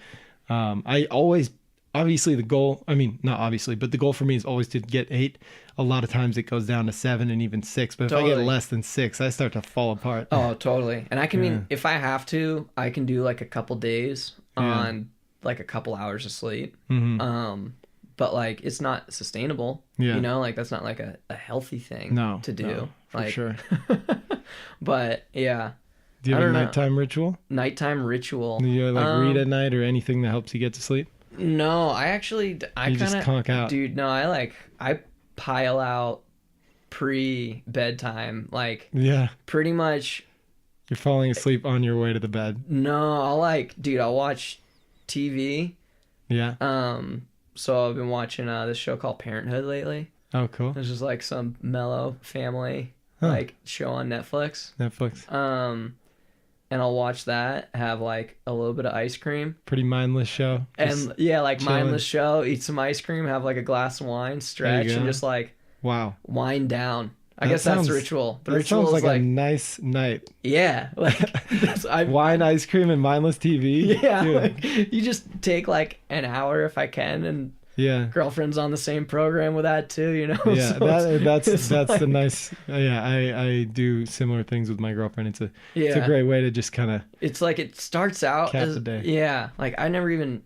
So I've been dating this girl for like a year. I'd never had a girlfriend before. Yeah, and like it's funny how you just sort of get into these stereotypical like a couple staying in and turning into a couple homebodies, right? But dude, it happens quick. Oh, dude, it's like. Thinking about it, I'm like, man, like ice cream tonight, a little bit of wine, some stretching. Like, dude, it TV, starts to, like, oof, that sounds good. Like, get me there. Yeah. You're like, oh, we're going to go out to the bar. You're like, ah. Oh, it's happened so many times this fall. I'm like, well, I could chill. I was like, yeah, well, I could like also just go to the gym in the morning. And, yeah, like, exactly. That's the thing. The next morning. 6 hours of stuff I have to like be mentally there for tomorrow. Yeah. Like, dude, I'm not going out. Yeah. Do you drink much at all? Yeah. Yeah. Flat out with that one. Yeah. I'm trying to think. I'm not getting like drunk every night. Yeah. Let alone especially like the past couple of months if school's pretty aggressive or actually in the wintertime I really don't like party. Yeah. But I'll have like wine or like a beer or two pretty much every night. Yeah. And then let's see, like over the summer I feel like I partied a lot. Yeah, but it was like I was pretty much leaving every weekend to go rock climbing. Okay. And like I was climbing good. Yeah. And you have like 2 nights of camping. So like you're sort of hitting these physical highs and you're at a campfire and you're camping, right? So you're like, oh, like, yeah, I crushed it today. Like, dude, let's get drunk at the campfire. Like, dude, you do that once a week and then you like... It's probably the easiest place to just get drunk on accident. That's the thing too, right? Like, I feel like some people go out camping a couple times a year and it's like they're gung-ho party night. Yeah. And then like, you just do that every weekend, right? And yeah. It's like, obviously it's not gung-ho party night every weekend, but... Yeah, but you're kicking back. Dude, I'm still like kicking back. Having a good time. I'm like, dude, I'm making like a tequila soda. And we're like... By the fire, wow. Yeah, like by a fire. We're going to have like some great food. Like, I love cooking when I go camping, you know? Yeah. And we'll even like, you know, pre-make like pasta dishes or do salads and like do like proper like egg scrambles in the morning and nice. Do you have a little, like that. Do you have a little like frying pan that you put over the fire? No, so is that with like the jet boil? No, so I have like a Coleman stove, so like a 2-burner stove. Oh yeah, I've seen those. That's awesome. Pretty much like the equivalent of like a Yeti cooler, so like a big nice cooler, and like just do like try to make like out. Good food. Yeah. Bringing the kitchen with you. Yeah, exactly. I wish that was easier to do in snowboarding. I know. But yeah, so it's kind of like balances me out too. It helps me like cut loose a little, like be a normal person, right? Like I mean in general I could probably drink less. I mean, we all could. You know, it's like the same. It's like the yoga thing, right? Yeah, it's like, totally. I should probably drink less. Like, man, I should probably do more yoga too. But like, yeah, like, am I gonna do it? Like, do I have to do it? Like, yeah, I don't know. At some point, you just gotta. Yeah. That stuff tends to give me anxiety if I think about it too much. Yeah, totally. Like, And for me too, like, because I mean, alcohol's like in all reality, like alcohol's a drug, you know, 100%, and like, yeah. and I've been lucky enough that I have like a really good relationship with it, you know, and it's like a fine, sustainable, like from what I've seen, non-addictive habit for me. Yeah. You know, it's like you could for easily, the most part, it's only had like positive effects for me. Yeah. You know what I mean? Like Yeah. the bright sides that like yeah. drinking at a campfire can go with, Yeah. like is been my experience. And if it came down to it that like, and it was not having a good experience for me, you know, I wouldn't drink because it wouldn't. Yeah. Wouldn't be totally. good. Right? Yeah, yeah. Like, you got to think about it in that regard. And Yeah, another, for sure. I mean, everybody's so different, and for some people, it can be amazing, and it's just a good time, and you're chilling, and it doesn't bother you, anything like that. And then some people, it just kind of can not do the greatest things for them. Like I was, talking to Chris and Amanda. They both had their experiences with drinking, and it wasn't really working out for them, and they both stopped drinking. Totally. And it's just. Everybody's different. Like both of my parents have drank their whole life. Like they're obviously not party animals. My dad will drink a beer every night and stuff like that. And he's not an alcoholic. But it can go, I think it's really cool that, there's, I don't know, it can go both ways, and it's cool to hear just people's stories and how they relate to it, because there's definitely no one way. It's not like for sure nobody should drink and like everybody should drink at all. Like, totally. It's so individual, and not sure it's, like all things, moderation. Yeah, exactly. All things. Yeah. I feel like I have a pretty good relationship with drinking, except for the fact that if I'm at a bar and I'm like, I think I want to just have two, it's so hard to just stop at two for me, which I don't like that. Like, I wish I had the willpower to just be like, all right, that's it. Like, maybe I should just. Yeah. I'm psyched because I can like, I'll either tell myself, I'm like, oh, I'm going like big tonight. Like, right? Like, whatever, some movie premiere, like, let's do this, or like, oh, like I climbed really hard today. Like, we're leaving tomorrow. Like, let's do this. But, luckily I can like have it that I can monitor myself. Yeah. And if I go into a night and I'm like, I'm going to go out, I'm going to have 3 drinks. You're pretty good. You can keep yourself I have at 2 that. or 3 drinks, and like I cut it out, and I'm like, and I'm do you okay. do it? I'm like, help me. Don't care so much. Be like okay instead of, because I feel like that's the thing. Like you can like get roped into staying at the bar late, right? And then like all of a sudden like you're just with your friends that like close down the bar every time they go to the bar, and you're like, damn it, dude, like it's 2 a.m. man. Yeah. Like, where'd the night go? Yeah. But for me, it's kind of just like, whatever. Like, I'm just gonna leave.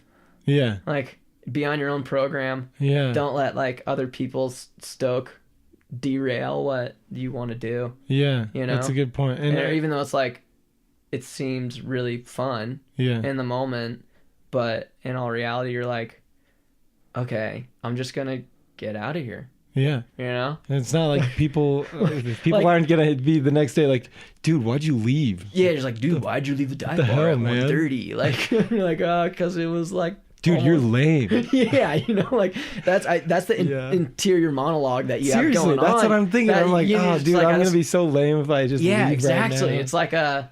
But then it's like later that night, you're like, I'm so lame because I stayed here. Like, yeah, exactly. God, I gotta stop being so hard on myself. And I've gotten like, that's something that's come more with time. Yeah. Right. And like, hopefully that isn't something that changes.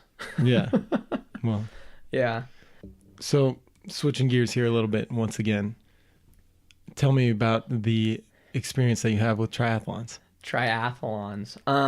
I did one this one time. And nice. Me too. There you go. Yeah, you get it. Yeah. No, so, and it wasn't even like an actual triathlon. It's just like all the pieces are there to do 3 sports, And like, wait, what do you mean not a real triathlon? It's not an event.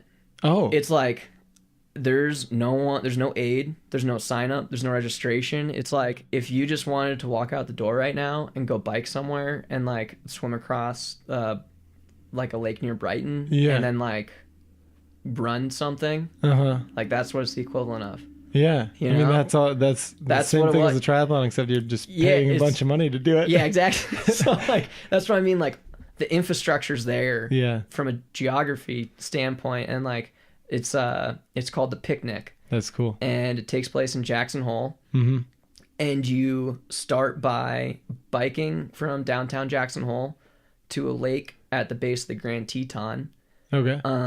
You swim across the lake, and then you hike up and summit the Grand Teton, Yeah. which also kind of involves like debatably some like scrambling and soloing.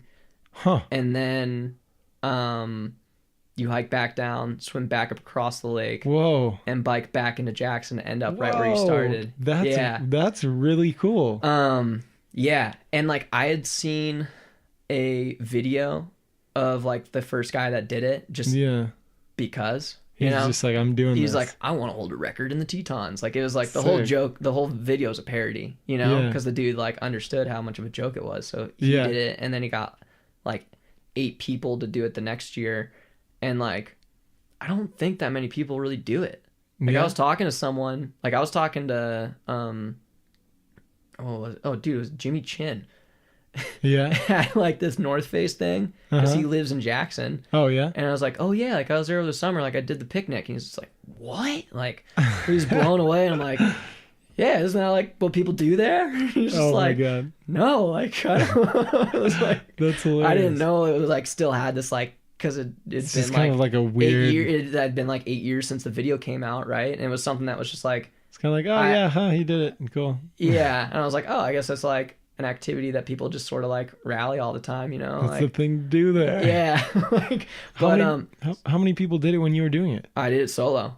Oh, you did it alone? Yeah. Whoa. Yeah. So like, Okay. dude, so it was yeah, that's one of the things. You need like a pretty finite skill set. Mm-hmm. With being able, like the biking, anybody could do the biking. Yeah.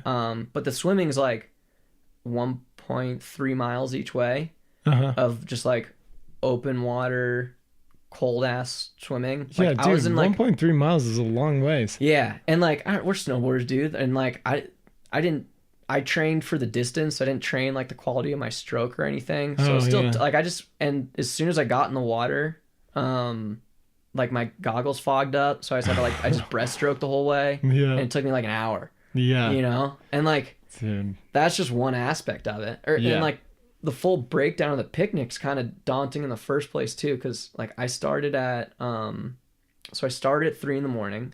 Yeah. and I got dropped off in Jackson, and I had 3 friends, and it was actually 3 Salt Lake guys. It was Matt Bernard, Ben Hannon, and Seamus Foster. Uh-huh. And Seamus, you maybe know me, like Yep. film snowboarding, Yep. you know? So it's just Yeah. like 3 snowboarding skate friends Yeah. that have like, not to knock them, like I don't think they like understood like kind of how dangerous it was. Uh-huh. And like, you know, I bike 22 miles by myself Yeah. in the middle of the night. Like there was like a stampede of like elk that ran across the Oh, jeez. path in front of me at one point. And like I almost like biked into like a porcupine, and I was like out in the middle of like Jackson, like Badlands or whatever you want to call it, by myself in the dark, like Yeah. on a bike, you know? Yeah, yeah. Like eventually get to the lake. I meet up with those guys. And our system for trying to make it as safe as possible for getting me across the lake is that 2 of them were in a canoe and 1 of them was in a Oh, really? kayak. And that was Damn. just like the access that we had to Dude, they're- boats in Jackson. That's sick. Right? They're 'Cause helping you out. yeah. And that was like the whole deal. It was just like, all right, guys, like if you like, obviously like I'm paying for gas and your food and everything for the weekend, but Yeah. like, can you kind of just come aid me through this one section of this thing that I want to Yeah. do? Dude, yeah, the swim is definitely the most dangerous part. Probably. Yeah. And it's like, it didn't fully click until it was happening, but like the entire swim was at night. Wow.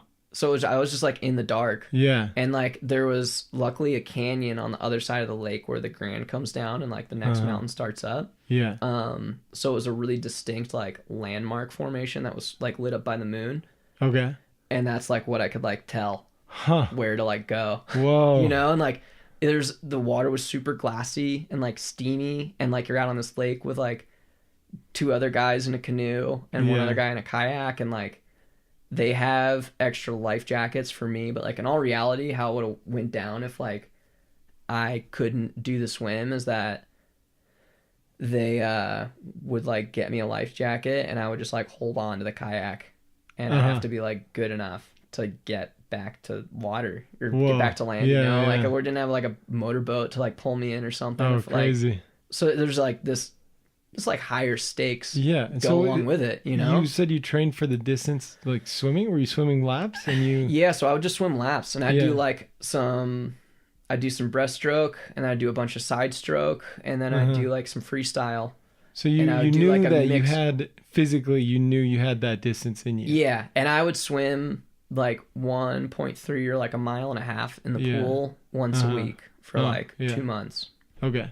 And I just like, I think that didn't make me stronger, you know, but it made me like mentally comfortable with just being in the water for that long. Yeah, it's kind of intense. And like, and I mean, especially once you get out there and it's like cold water, it's dark. Dude. When I did my swim, it was dark as well. It started getting lighter, but like it's a whole different thing. You can't see, like when you're under the water and it's just blackness. When you're it's crazy, dude. It's kind of freaky. Yeah, for sure. And like, I don't know, man. I thought I had a warm enough wetsuit, and like it wasn't warm enough. Oh no. And I like the last 20 minutes of the swim was like cold. And I got out of the water and I was like, my face was white, my lips were purple. Oh my God. And I like couldn't move my hands, you know? Yeah. And it was just like, I don't know what hypothermia is, but I'm sure it was like getting to that point, you right? You're probably getting close. You know? It was just Sounds like and I was just like, mentally, I was just like playing it cool. Like play it cool, and just, it's the same deal when you go to school for 6 years, right? Like don't think about the finish line. Yeah. Like you're just the next like one step like, at a time. The next step is like put some clothes on and start walking. Yeah. You know, and that's what I did. So I like changed over and pretty much told those guys, because there's not really self-service in the area either. And I just told those guys that I would be in that area hopefully within 10 to 12 hours. Yeah. Wow. Oh my God. Wait, back to where they dropped me off. At the beginning. No. Wait. So I did the swim. Yeah. It's like 5 a.m. or something. And then it's 10 to 12 hours just for the hiking section? Yeah. So then the hiking. Oh my, dude. So of course this guy thought you were a psycho. Like, yes. That's crazy. So then the hiking section is like, and the hiking the Grand, especially from that lake too, adds on extra mileage. So it was like, I think it was 20 miles and 10,000 vertical feet. Wow. Which is like a bunch, dude. Yeah. That's a lot. And I, again, I was by myself for the entire hike. Yeah. And it was the third time I had hiked that route on the Grand. And I did it once before over the summer to like refresh myself. Yeah. Just because it could be easy to get lost on this like last 400 feet of this section where it's like some people rope up, other people don't rope up. It's like that gray area that if you're comfortable and proficient at climbing, you probably don't rope up. But if you're like not, but can still hike really well, you're probably going to use a rope. You didn't use a rope? No, because I was just like by myself. Did you have chalk? No. It was just like skate shoes, like not skate shoes, just like, it's like sneakers. Yeah. Like running shoes. Like, that was probably the gnarliest aspect, because like, especially being alone out there. Like, were you kind of like, if I don't come back in this time, like, go find me? We didn't really go. We briefly went over that. Yeah. But I knew that like there was a lot more systems in place that would like rescue teams and stuff like that. And like I was seeing people, like there's a bunch of people hiking it, climbing it on that day. So I was crossing paths with a bunch of people, but like I was still by myself. Yeah. Right. Like pass someone and be like, hey, what up? Like. Yeah. Okay. I had this vision that you're just like no, deep out there. Nobody's anywhere close. Totally. There's so there's a lot of people. Yeah. Right. But those people are each have their own agenda. Mm-hmm. And it wouldn't go more if something crazy happened, like I can't hike anymore. Yeah. I would like see someone pretty shortly. Yeah. Or someone would stumble upon me. Yeah, for you know? sure. Yeah. So there was like that in the back of my head. I Uh-huh. was like, all right, well, I guess that's like some level of safety. Yeah. But like the last portion of like the hiking is actually kind of rock climbing, you know? Yeah. And it was sort of nerve-wracking because I passed people that had they bailed, like they backed off Yeah. the route that day Yeah. because they weren't comfortable With hiking the climbing it. part? Or just any They you were don't really know? gonna like there was 2 guys, but they were planning were climbing it without ropes, you know. So I was kind of open-minded to having to bail. Yeah. And it was mostly due to ice because even though it was the summertime, like it's still cold up there. You know, Yeah. I still had full layers on, Yeah. right? And I was very glad that I had a past with like rock climbing. Oh, You know? definitely. I'm sure that helped you out a lot. Because like that and like just adapting like a mental aspect of stability. Yeah. And hiking like sort of like ice covered rock climbing Jeez. routes. Yeah. You know, like Yeah. it was gnarly, dude. Dude, like I can imagine. That sounds like so it was scary. it was like serious game on, you know? Yeah. But you had to be in the zone. yeah, I was just like I was open to bailing and I was Mhm. open to like mentally being aware of making sure whatever I was doing was like safe and like strong and proper and like Yeah. not like flailing and being sketchy trying to get up anything. Yeah. And yeah, so I topped out and like summited and I was like, holy shit, this is gonna work. Like I think this is gonna work. You Yeah, know? yeah, you're Like, halfway. it wasn't until like, you know, 12 o'clock in the afternoon or something and I was just like, damn, like I think I can do this. Yeah. You know? Yeah. Jeez, And dude. I had no idea that it would all be that long. Like, yeah. yeah. And then, Man. you know, hiked And back. what did that feel like? I was relieved. Were you just on top of the world? I was stoked. Yeah. And like there's 2 other guys that I saw up there and like they kind of knew what the picnic was and they're like, "Oh, damn, like You're on sick. it. Like you're Yeah. on." I'm like, "Dude, I'm on an epic right now." You know? It's a And I fucking journey. it's kind of sick cuz you have service at the top cuz Oh. it's such like a prominent point, you know. Uh-huh. So I FaceTimed the guys that I had dropped me made down it. the lake and I like FaceTimed like, "What up?" And they're like, "What?" So sick, dude. Yeah. Oh my god. You know, like it was really cool. Yeah. And then the whole, but like it's funny because you hike up and you can literally like Jackson looks like it's out on the horizon. Yeah. You know, So far and I'm away. like, fuck, I'm halfway. You know, like you get up and you're stoked because So hyped, you and know, then you, it- like, and then it's like it hits and you realize that you've Oh. only done half of the work. Oh my And god. I was like, you can see the lake. I can see the whole road from up there. And Uh-huh. the lake just looks like huge. Unimaginable. You know? And I'm thinking to myself, like, dude, I want to swim that thing again, man. Like, fuck. Yeah. But I made myself forget about that and, like, went back to hiking. Yeah. Started hiking down and During like- this whole process, are you like when you started back up again, and are you like what's going through your mind, or are you literally just so focused on what you're doing that you're just in a flow? Like, yeah, I guess more like flow state for Yeah. sure. Like open. I mean, I feel like that happens anytime you kind of get into like a physical beatdown that's gonna last a long time. Yeah. You know. yeah. Like you just accept the fact that like okay, I'm gonna keep hiking, Mm-hmm. and I know by that point, I like and I even like right now I could like mentally visualize the entire route. Yeah. You know, and like I knew like what rock to look for that had like certain calcite stripes through it that would give me like the correct route off the top of the thing and like all this Yeah. like stuff. So it was like point A, point C, point Yeah. C, point D. It was like one step after another, and like Yep. I mentally broke it down into sections, Yeah. which is what you probably do for like any long distance challenge, Yeah. right? Yeah, Like for sure.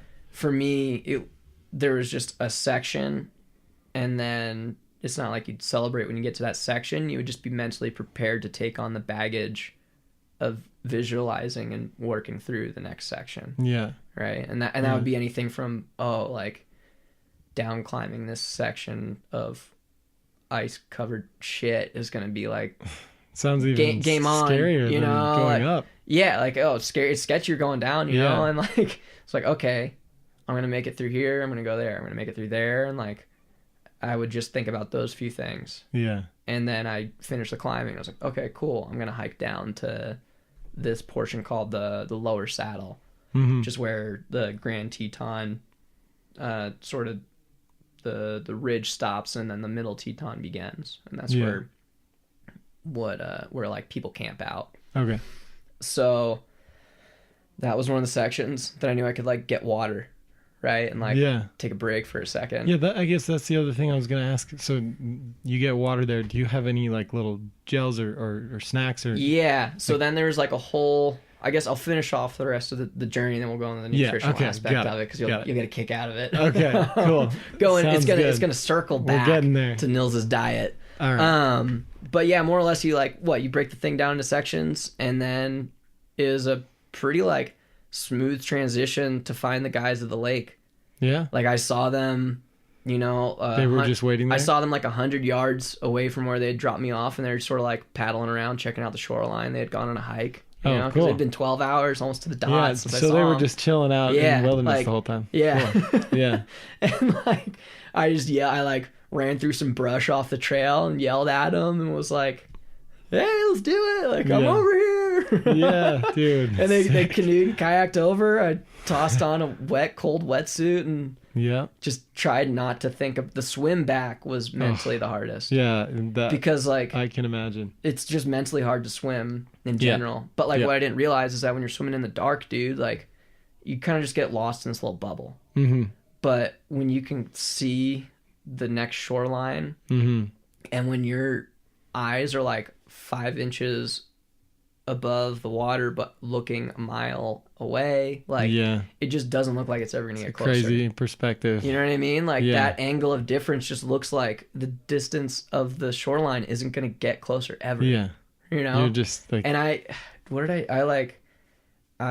didn't, it's not like I closed my eyes, but I like made myself not look up at the shoreline. And that's good. I counted to something crazy. It was like 500 or like 1,000 strokes or something like that, you know, until I like let myself look up again. Okay. To like try pastime, and it didn't look any closer. And I was like, fuck. I'm sure it's hard to not look up. Yeah, you're totally. Just like, I've been doing it for so long. I have to be getting like the closer. Same, it's like the level of like mental patience that goes into it. It's like when you're trying to do that 1 minute sprint on a bike or something in the gym and you look at the clock. But it just goes on for an hour. Oh yeah. You know, and you don't have a clock. You just have like a distant landmark. Yeah, there was a time where I was doing planks a lot, and just the like minute and a half. Totally. It's just like, when is it gonna get there? Seriously, yeah. But then you just like finish off. Oh, was that you? Okay, I was wondering what was going on. You know, so you're just swimming for a while, and all of a sudden, I like looked down and I saw this shoreline, like 40 feet below me. It like took my breath away, you know, because that was like the first perspective of ground I saw. I was like, like it almost made me more scared because I realized how deep the water was. Yeah, dude, like, for sure. But did you see any creatures under there? No, I was stoked. I was so afraid. I'm swimming the light too, because like you look underneath and how the light refracts off the ripples of the water. It creates like shimmering shadows. In the depths of the lake. For sure. To be poetic about it. Yeah. So like out of the corner of your eye, you're like like that last thing you need to do is waste energy being scared when you're like that deep into something. And when I was swimming, there would be seaweed that would like, you know, I'd take a stroke and then I'd get to the next one and it'd be right in front of my face. I'd be like,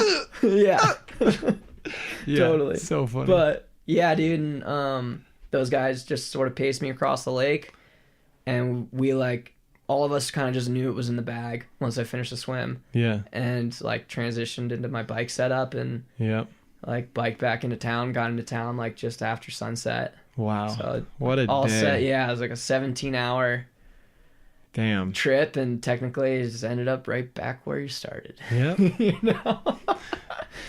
But nutrition wise, the reason it was called a picnic is because this sort of based around people bringing food. Okay. You know, and like the video I had watched people doing it, like highlighted the food that people brought. Okay. And it sort of like inspired me to have my own like picnic fueled Yeah. snack load, which included roughly 6 espresso shots, Uh-huh. 2 things of shot blocks, or maybe it was 3 things of shot blocks. What's shot blocks? It's like a during exercise Cliff Bar like gel. Oh yeah. You know, it's yeah. like a Yeah. little chewy gel thing. Uh-huh. And I just made sure that I got like really high in sodium ones. Mm-hmm. I had like 6 slices of bacon, Mm-hmm. you know, like thick cut, like super salty Yep. bacon. Like a Cliff Bar or 2. And then I had like 2 slices of pizza that were wrapped in tin foil. I Nice. brought 1 beer for the top. Oh, sick. I like brought a beer the whole way up. Yeah. Dude. So I had like some Cliff Bars and gels and like a shit ton of these like Cliff Bar espresso shots, which were awesome. Mm-hmm. And then yeah, like pizza and beer. Yeah. But like at that point, dude, I mean, like, you you're going gotta- so long, like you just take in whatever calories you can get. Yeah, and you know? I mean, you gotta have something that is gonna make you make you Easy- happy to eat. You're easy just to like, go down. oh. Yeah, totally. Like I bet you were stoked to munch down that pizza, dude. Oh, it's so good. Yeah. But Dude, and, Yeah. and then you just sat at the top, cracked a beer, and you're like, nice. yes, Yes. Yeah. sick. Yeah. That's sick. That's the way to drink. Yeah. It's like, you know, so as I said, you know, I drink, dude. Like, Yeah. I'm doing that whole fucking thing. Like, I'm gonna drink a beer up top, man. Yeah. Like, Yeah. you know, put all So that effort sick. into it. It was cool. That was the most like physically badass achievement to be Dude. able to do. Yeah. That's And, gonna be a hard yeah. one to top. Yeah, so that was 2 summers ago. And then this past summer I just climbed a bunch, Cool. which was awesome. Cool. Yeah. And I think I'm gonna just keep climbing and snowboarding a lot. I'm kind of set on like the Those are your the things. super epic yeah. for a little while. Oh, dude, yeah. I'm not like training for an ultra marathon or anything, you know. Yeah. I'm just like Yeah, you gotta take a break a little bit. psyched to snowboard. Yeah. What did your body feel like after that? Not that bad. Yeah. 'Cause like that was a big tactic for me, and I think a big good thing that I have kind of dialed, Mhm. and at times is like not a good thing, is that I pace myself to a T. Okay. Um, You never like get too exhausted. Exactly. Like I don't get. I think some people can get kind of lost in thought, and before they know it, they have to stop hiking because they're so thrashed. Yeah. You know. But maybe it's just like because I've hiked so long, or maybe it's the whole being conscious of like how my muscles feel. Yeah. Is that I kind of know where my sustainable level's at. Mm-hmm. And I sort of just knew when to turn it on. Mm-hmm. And like relatively speaking, I'm sure you'd get this, but like you understand from a triathlon or like anyone that is trained, but like you can just like turn it on. You Yeah. know what I mean? You can turn on your body and Yeah. forget about everything and just go 100 miles an hour. Yeah. Right? I have a problem. I tend to do that. And the thing for me is that I luckily am kind of able to keep it in that 60 to 80% range. Yeah. And like That's smart. right around like the 60 to 70% range. Like I was never tired doing it. You know what I Really? mean? Yeah. Like never famished and thrashed. Like I kind Yeah, of just you're never- I I mean- put my groundwork in over the summer, and I hiked a lot. Yeah. And I like biked a bunch. And I tried to swim as much as I could. Yeah. So you just stayed at, you were just kind of coasting through the whole Yeah, time. exactly. I just sort of- sustaining. Yeah, and I like knew that it could be so easy to burn out. Yeah. And that like if I felt like I was pushing my body physically in any way, Yeah. that it like could take down the whole thing, Mhm. you know?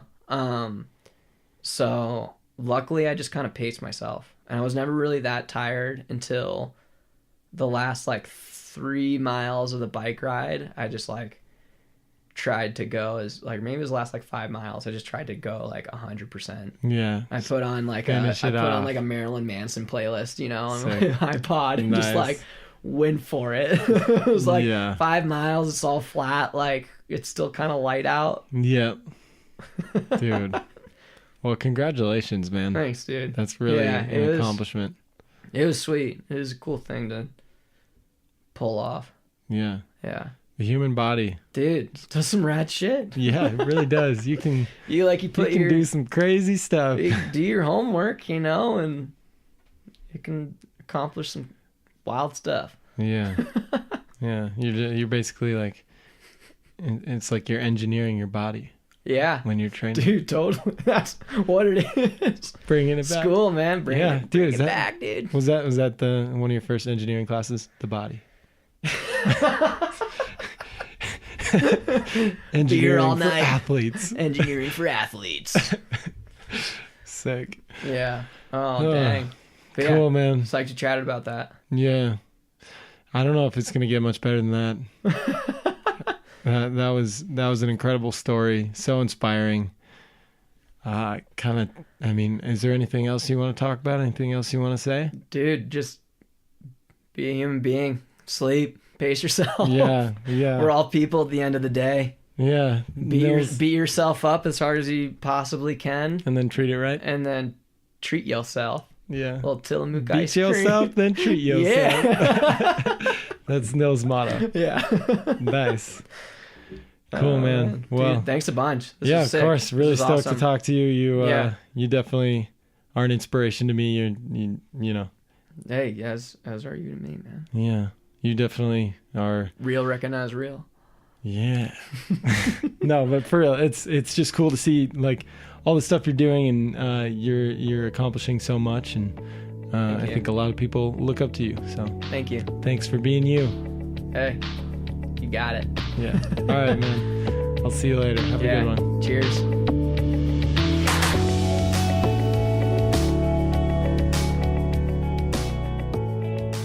Thank you again for listening.